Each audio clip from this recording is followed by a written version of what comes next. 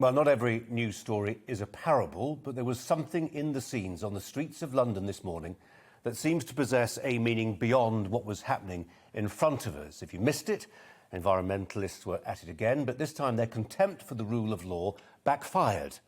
A classic case of overreach by activists who feel the justness of their cause gives them licence to treat the rest of us as expendable extras in their publicity stunts.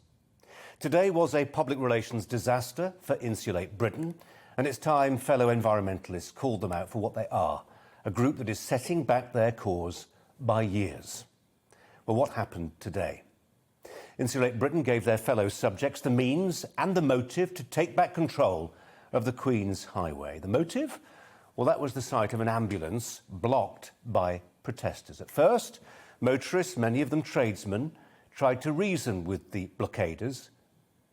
But when that didn't work, and with no police in sight, they intervened. Direct action against direct action. Well, the protesters are well drilled when dragged off. Some of them went limp, but they didn't stay limp. When they got the chance, they tried to shuffle back onto the road and block the traffic again. Well, this went down very badly, unsurprisingly perhaps. Subsequent attempts to remove them proved a little less gentle. Well, the optics of demonstrators persevering in their mission to stop an ambulance are deeply counterproductive. And as if to underline the point, at another junction blocked by Insulate Britain, a woman was filmed imploring protesters to let her through and follow an ambulance that was bearing her 81-year-old mother to hospital.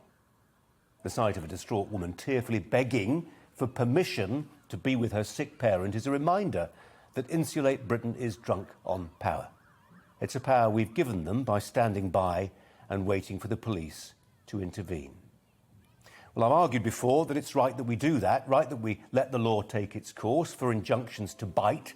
But today, Insulate Britain got their tactics breathtakingly wrong. It's one thing to block a motorway where emergency vehicles can still manoeuvre, but to lie down at multiple junctions that are vehicular choke points is folly indeed. And there's something else.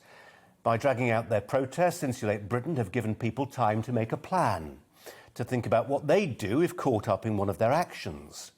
Insulate Britain are media savvy and they use smartphone footage to amplify their protests, but that cuts both ways. The images today, widely circulated, are the means that will inspire others, and that should worry police. It's why there was something of the parable about today's drama. If the police are seen to be tolerating the intolerable, then people will take the law, or at least a protester, into their own hands. Nobody should encourage this. There's a way to remove a protester, and though doubtless satisfying, it's not by the scruff of the neck. Police check to see if someone's glued their hands to the tarmac. Not everyone will. But this is where we find ourselves, with law-abiding people who subscribe to the idea of being policed by consent, effectively withdrawing that consent. Today, the wheels fell off Insulate Britain's campaigning charabanc. They behaved immorally, they behaved repugnantly. Even in war zones, the ambulances aren't stopped. Insulate Britain now face a choice. The way things are going, it will be one of their protesters who needs taken to a hospital in a hurry soon. What will they do then when an ambulance wants to get through? That's the Brazier angle. Welcome to the GB News YouTube channel. You can watch us live 24 hours a day, catch up on your favourite shows and join in the conversation in the comments below. Don't forget to subscribe and you'll never miss any of our exclusive content.